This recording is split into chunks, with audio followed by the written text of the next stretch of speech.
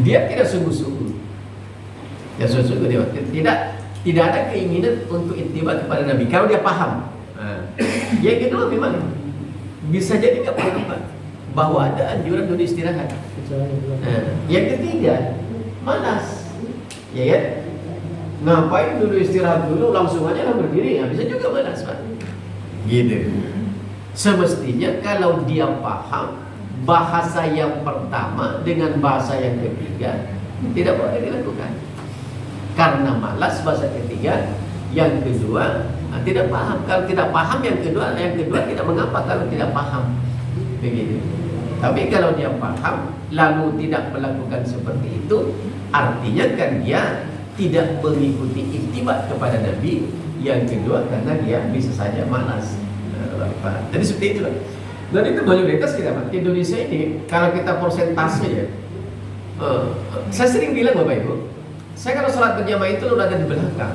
Saya selalu meneliti, apalagi kalau ke Mekah Madinah itu, Pak, pasti saya meneliti metodologi orang salat.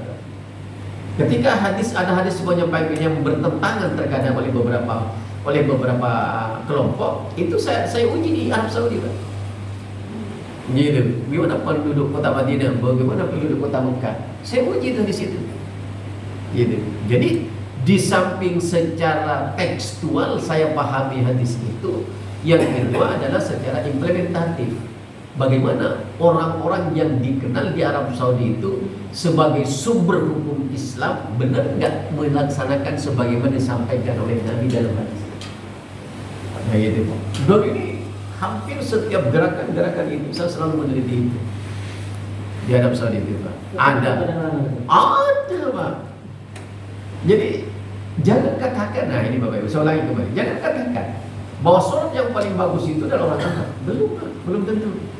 Sekalipun orang Arab itu sumbernya Nabi dilahirkan di sana, begitu, Pak. Metodologi takbir aja, Pak. Ketika saya lihat itu, Allahu Akbar, mana ada hadis begitu? Hadis hanya dua, boleh begini, boleh begini. Ini yang sahih. Termasuk imam loh, Pak, di Masjidil Haram itu, Pak. Saya pernah berdiri di belakang imam. Gitu. Karena dia pakai jubah, memang tidak dilihat. Tapi kan bisa terangkat di jubah itu kan. Sebagaimana Nabi dulu ketika Nabi bergetar tangannya itu karena dingin, sehingga orang mengartikan Nabi menggerak-gerakkan. Itu loh, Pak. Nabi pakai jubah, Pak. Gemingkil Nabi, gemetar, sehingga orang melihatnya, oh Nabi menggerak-gerakkan. Lahirlah kemudian hadis ya taharrak. Nah, gitu, Pak. Walaupun memang ada hadisnya, nanti akan kita bahas, Pak. Dari Abu Haris hadisnya itu, Pak. Memang ada begitu. Nah, jadi semestinya kita ketahui itu ilmu besar loh, Pak, yang digaji oleh negara. Enggak ada kita.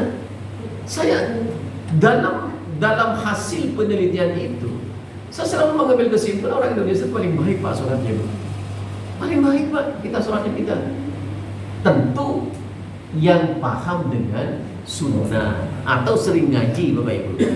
Ada juga orang Indonesia sholatnya juga yang amburadul begitu kan. Tapi ini Arab Saudi, di mana sumber lahirnya Islam itu di sana. Jadi nggak boleh kita justifikasi, oh orang Saudi itu paling bagus sholatnya. Nah kalau paling bagus berarti pertama kali masuk surga kan begitu, Pak?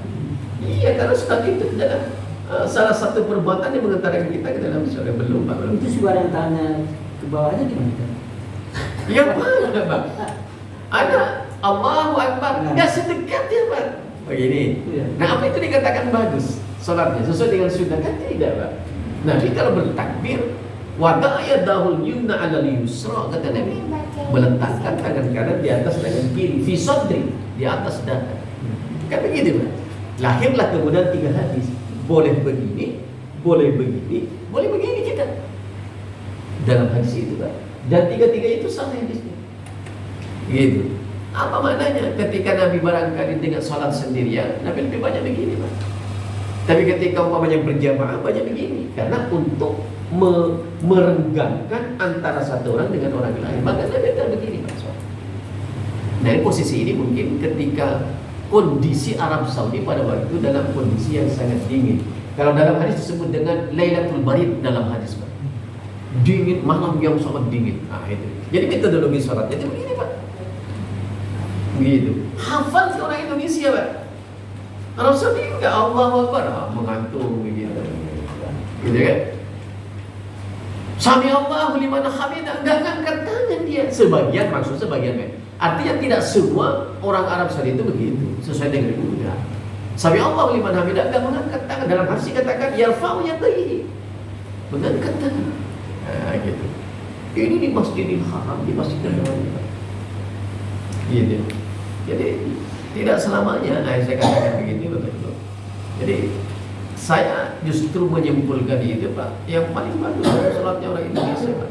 Asia lah, rata-rata Asia ya, rata-rata Asia. Itu yang terbaik.